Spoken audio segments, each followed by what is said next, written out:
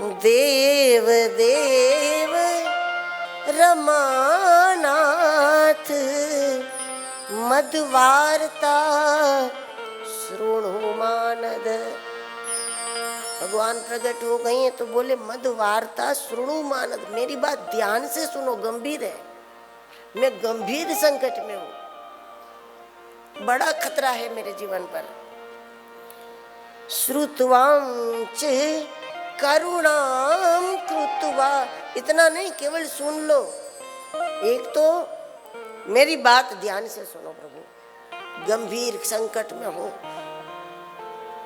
बड़ी serious position में हूं, और सुनकर भी केवल सुन लो नहीं, सुनने के बाद फिर आपको कुछ करना भी पड़ेगा प्रभु, केवल सुन के चला जाओ ये नहीं।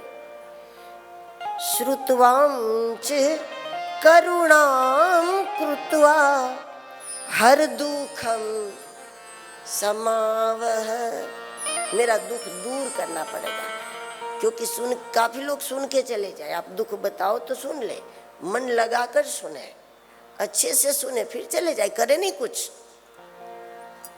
तो आप ऐसा मत करना, कम से कम प्रभु आप मेरे दुख को ध्यान से सुनो, गंभीरता से, और उसके बाद मेरा दुख दूर करो, इसके लिए आपको काम करना पड़ेगा। ब्रह्मा इतना बड़ा क्या दुख आ गया, मुझे तो कुछ नहीं दिख रहा। अब ब्रह्मा ने सारी बात बताई।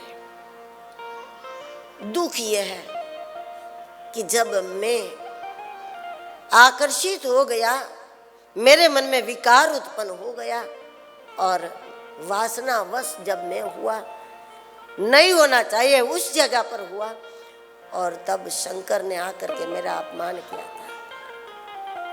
मेरा बड़ा दुख यह है कि बस अब मैं चाहता हूं कि शंकर मोहित हो जाए, शंकर के मन में विकार उत्पन्न करो, आप मेरी सहायता करो, आप मेरी सहायता करो। सबसे पहली बात भगवान विष्णु ने यही कही कि ब्रह्मा, ये रुद्र है ना, बेटा मत समझो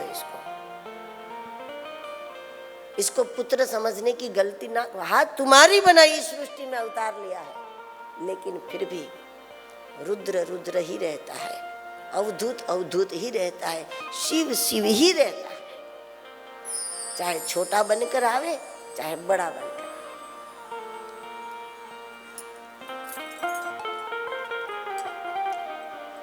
लेकिन जन्मसिद्ध आत्माएं जब अवतार ले, जीवन मुक्त आत्माएं जब किसी कारण से दुनिया में कोई काम करने के लिए, जीवन मुक्त आत्मा भी किसी की गोदी में आ जाए, किसी घर में जन्म ले ले, लेकिन वो जीवन मुक्त है, ये बात समझ में आ जाए तो फिर उसको अवरोध नहीं करना चाहिए, उसकी गति में विघ्न नहीं करना चाहिए। और अगर वो कोई सच्ची बात रखते हैं तो ये न सोचो कि छोटे मुंह बड़ी बात कर रहा है, नहीं, वो शिव बोल रहा है।